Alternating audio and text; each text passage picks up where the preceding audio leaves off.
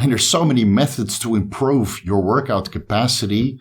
I try to optimize every vector available because I go to the gym to have fun. I really hope you go to the gym to have fun also. And grunting is a part of that.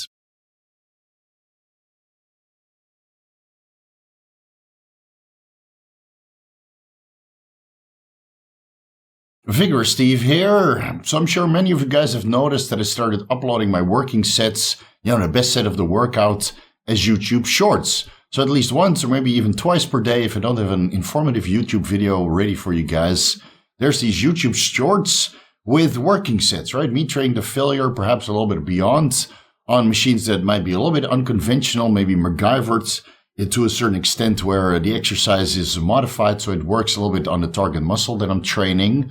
Now, many of you guys are getting inspired by this, and then once in a while I get a drive-by shit comment complaining about the grunting. Steve, your grunting is excessive. Steve, you shouldn't grunt like this at Planet Fitness. Well, luckily for me, I don't train at Planet Fitness. I train at the Muscle Factory here in Bangkok, which has some refurbished Planet Fitness equipment, but at least at the Muscle Factory in Bangkok or Pattaya, grunting is allowed. Now, I did what every self-respecting educator in the fitness space does when he's faced with this kind of a dilemma. You go to PubMed, and you start cherry-picking articles and studies, collect some scientific evidence to support your claim, right? And completely omit all the scientific evidence which might be against such practices or such conclusions that you've drawn over your 10, 20 years in the bodybuilding space. So we're only going to discuss the scientific evidence to support grunting. Before we get into it, please like the video, leave a comment for the algorithm, and consider subscribing if you haven't already. I'll give you guys my reason why I grunt personally.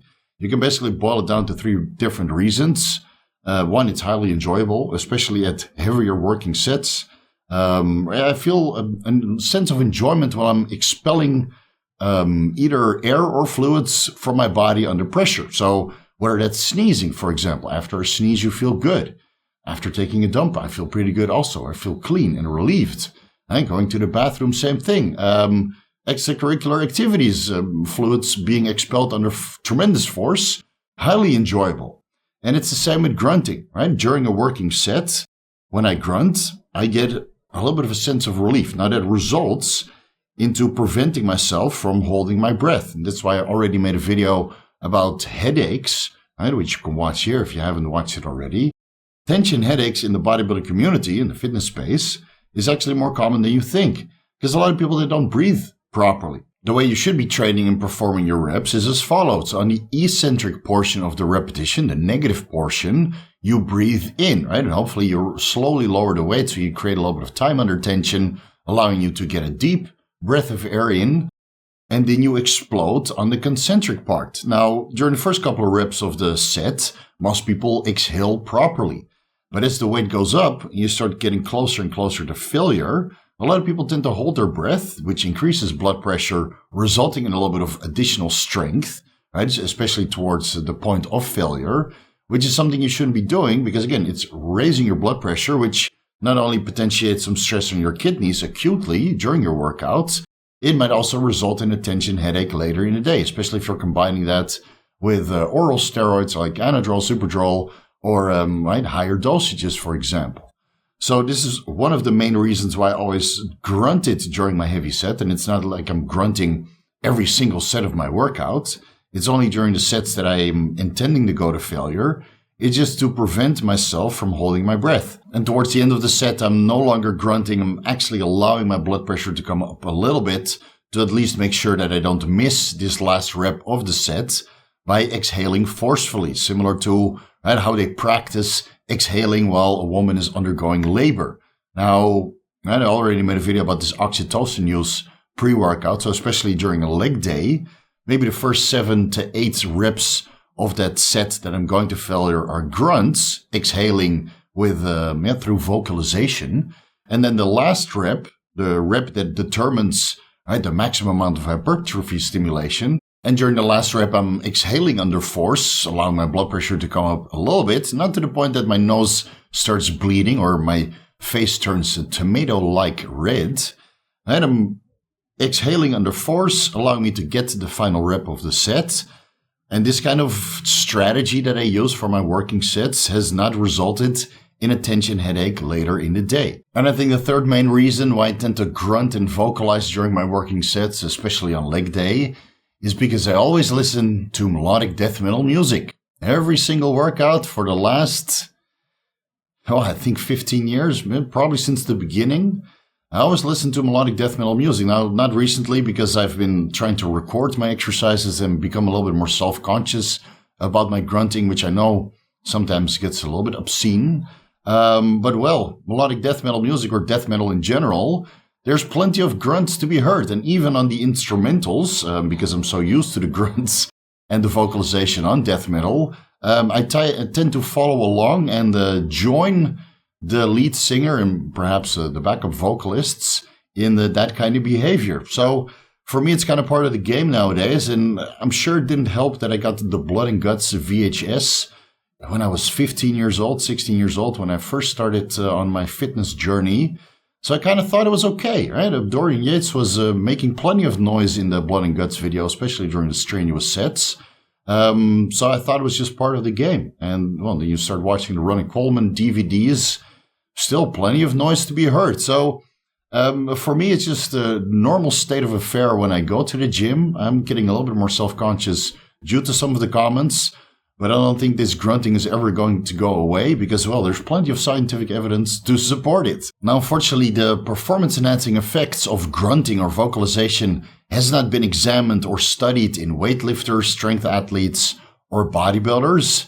But it has been studied in particular sports where vocalization is very, very popular.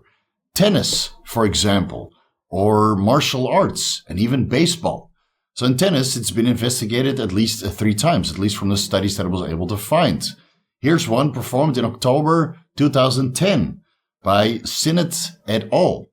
A preliminary investigation regarding the effects of tennis grunting. Does white noise during a tennis shot have a negative impact on shot perception? Now, when the study was performed, pretty much 11 years ago, there was little scientific evidence to support the use of vocalization during competitive sports. And after some of the tennis players during this time started getting increasingly vocal while they were hitting the ball, some of the critics started to complain that some of the top-ranked professional tennis players who grunt when they hit the ball might gain an unfair advantage because the sound of the grunt interferes with the opponent's game. So during the study, the participants were asked to respond to the videos of a tennis player hitting a ball to either side of the tennis court, and the shot did or did not contain a brief sound that occurred at the same time of contact. The participant's task was to respond as quickly as possible when the ball was being served, indicating whether the ball was being hit to the left or the right side of the tennis court. And the results showed that the presence of an extraneous sound that occurred at the moment of serving the ball hindered the participants' performance, making their response both slower and less accurate. Now, this data suggests that grunting of a tennis player might give them a competitive edge and reduce the response time or accuracy of their opponent whenever they're serving the ball to the other side of the tennis court. So it could be that grunting slightly before serving the tennis ball to the other side of the court interferes with the auditory feedback that the opponent needs to line up their shots, giving the grunter a competitive edge, so to say. Now, this has nothing to do with what we're trying to discuss in this video. It's merely to show why grunting can be so annoying to some people, right? Because it's actually used as a distraction method in tennis to get a competitive edge. And I'm sure a lot of guys might have noticed this in the gym themselves. When there's a guy next to you grunting quite loudly at a different tempo of the working set that you're trying to perform, it can get quite distracting. This is one of the reasons why I prefer to wear a little bit of a headset and listen to my own music, end up in my own world, so to say, during my working set. So I don't get any auditory stimuli from the guy doing his working set next to me, grunting in a different tempo. Again, I know it can be highly distracting, and this is actually a strategy that's being used in tennis to give them a competitive edge over their opponent. And these results were later replicated in a study performed in 2018 by Sinnott et al. Titled Grunting's Competitive Advantage, Considerations of Force and Distraction. Now, this study, participants viewed videos of trained mixed martial artists that kicked with or without grunt, and the participants were asked to react whether the kick was traveling upwards or downwards with either a simulated grunt or without. Now, this study, similarly to the tennis study and the conclusions that were drawn from that study, this study indicated that the participants' response to a kick was delayed and more error-prone when a simulated grunt was present when the martial artist was kicking in the video. Again, further proof that grunting might give you a competitive edge, or at least further proof that grunting is highly distracting. Now, regarding the performance-enhancing benefits of grunting in tennis, that has been examined twice in 2014. The first study is from Callison et al., titled "Grunting in Tennis Increases Ball Velocity but Not Oxygen Cost." And this study showed that grunting, right, in two different scenarios where participants were either allowed to grunt while serving the ball or were asked not to grunt, serving the ball in either a forehand or a backhand shot. And the study determined that grunting increased the ball velocity speed of approximately 3.8% compared to non-grunting conditions. Now, this did not come at the expense of VO2 oxygen demand or the rate of perceived exertion based on the Borg 6-20 scale. So even though the ball was served faster, this did not come at the expense of the exertion of the tennis player themselves. And it was actually concluded that it might be a worthwhile endeavor to pursue, whether that's for tennis players or coaches, an experiment with grunting to determine if it could offer a possible improvement in performance during a tennis match. And in another study of 2014 performed by O'Connell et al., titled "The Effects of Grunting on Serve and Forehand Velocities in Collegiate Tennis Players." And this study showed, under similar conditions as the previous study, albeit that they actually used electromyographic imaging to determine how much of the pectoralis major and external oblique muscles were activated with or without grunting. It shows that peak muscle activity in the external obliques and pectoralis major muscle is greater when grunting during both types of strokes, being the forehand and the backhand shots. And these results seem to be indiscriminatory of the grunt history of the tennis player, or the gender, or the perceived advantages or disadvantages of grunting itself, the years of experience, the level of competition, or the order in which the testing was performed. None of this seemed to significantly alter the outcome of the results.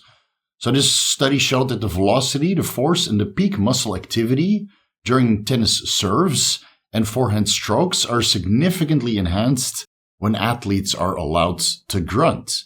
So that's actually a very good study that was performed because it showed that the activity of the muscle is significantly heightened while grunting. So just judging from these two studies alone, I would give 2 points to grunting and maybe 1 against it because it's so highly distracting for some people, including for myself. Again, that's why I wear headphones. But these two studies already show that grunting has its merits and benefits, albeit in tennis. Now, there's several other studies performed in martial arts, one of them being a thesis performed by Mark Adam Champel in 2009 at the Iowa State University. I think it was for his Master of Science degree. And there 50 participants were asked to examine their grip strength, right? These being martial artists, 25 novice and 25 expert martial artists. And they were asked to perform hand grip strength tests under 3 different conditions: a baseline test, a no key-up condition, and a key-up condition. Now, key-up is a technique of martial arts, particularly Taekwondo, where the martial artist is allowed to exhale or grunt or key up, literally, that's what they say, while they're performing a punch or a movement. So in this test, they had a control, a strength test of hand grip without a key up and with the key up. And it shows that strength increased by a mean of 8% for the combined expertise levels in the key-up conditions compared to the baseline and the no key-up conditions.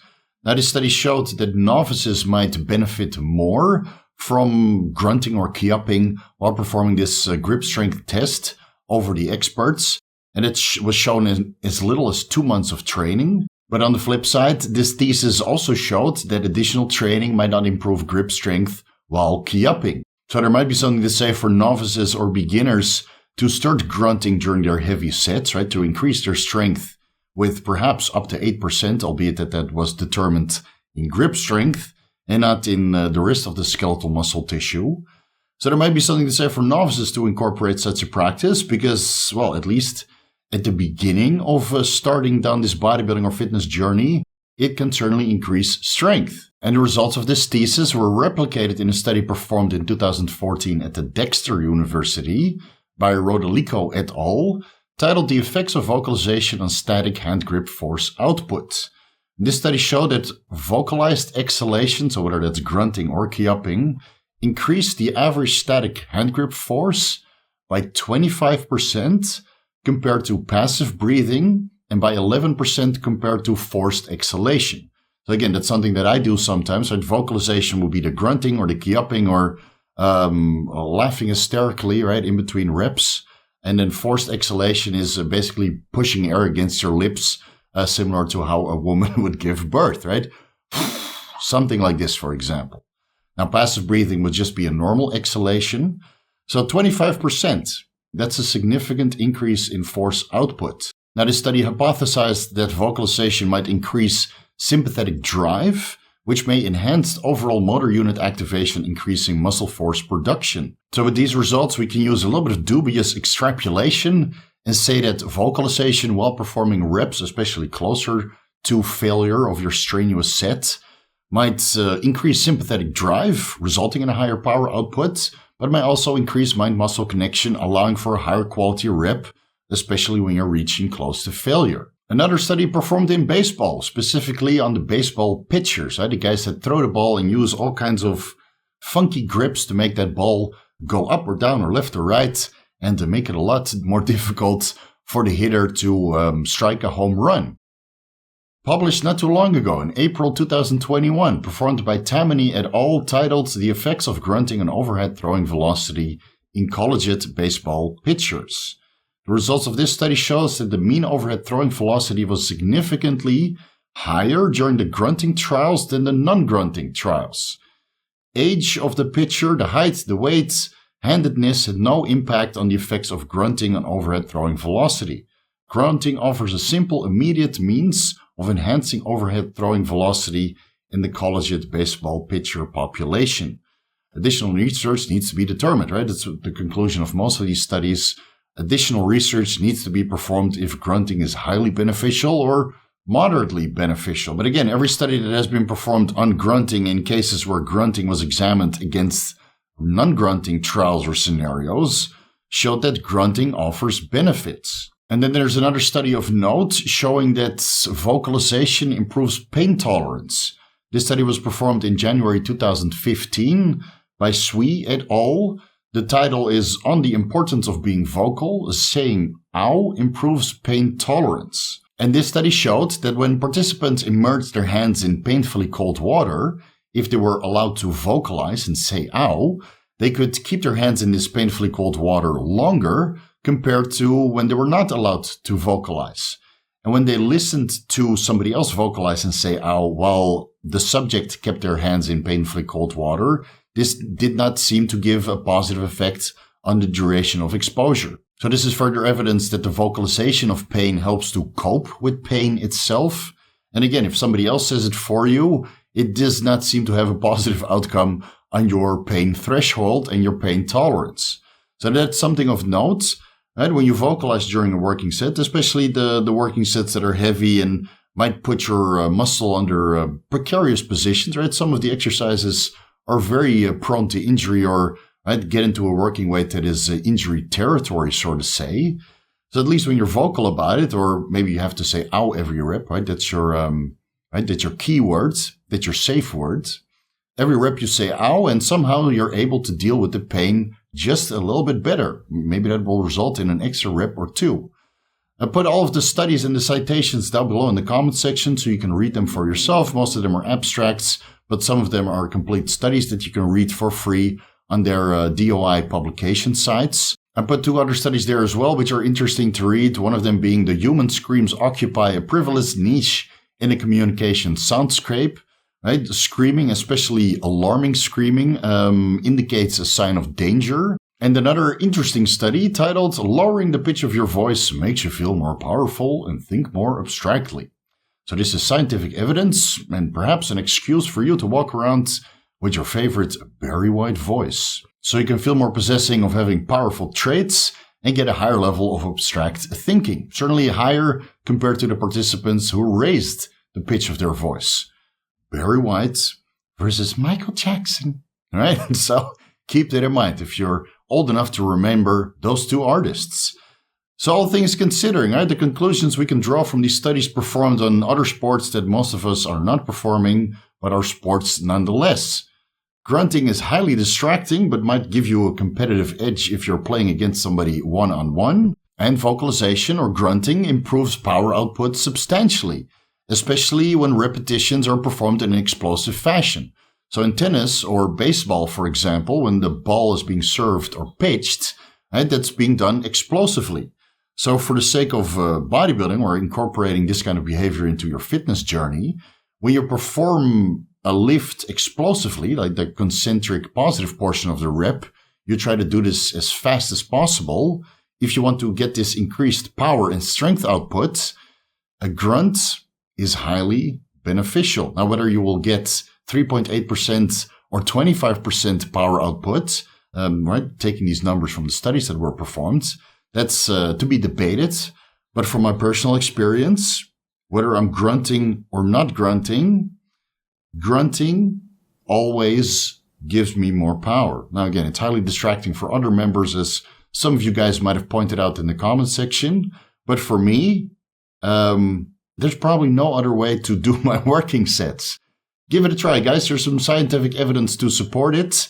I was not able to find scientific evidence that shows whether grunting or not grunting in particular sports, right, it was shown to be no difference, right? It doesn't matter if you grunt or not.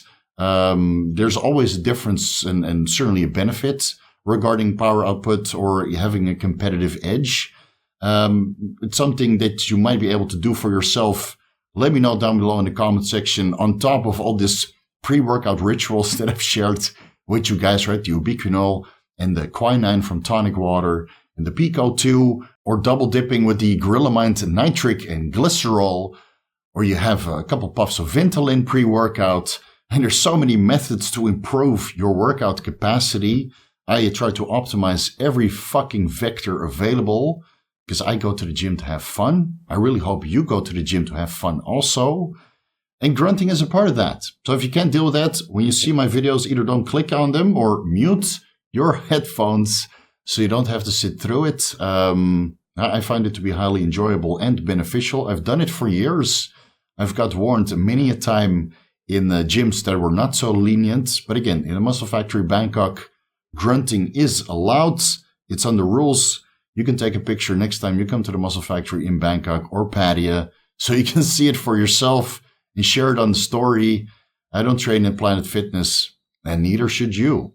Thank you guys so much for watching. If you're looking for the most comprehensive guides to bodybuilding pharmacology, you can find the ebooks on my website, vigoroussteve.com/shop.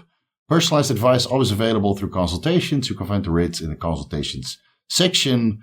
Follow me on Instagram and TikTok @VigorSteve.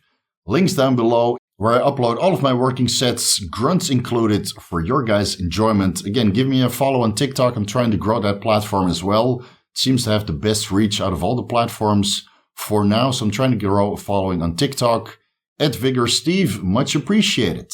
And for the Vigorous crew, you guys know what to do. A front double bicep for you guys. Plenty of grunts in these cannons. I don't think my arms would have been this big without the grunts. Thank you guys so much for watching, and I'll see you in the next video.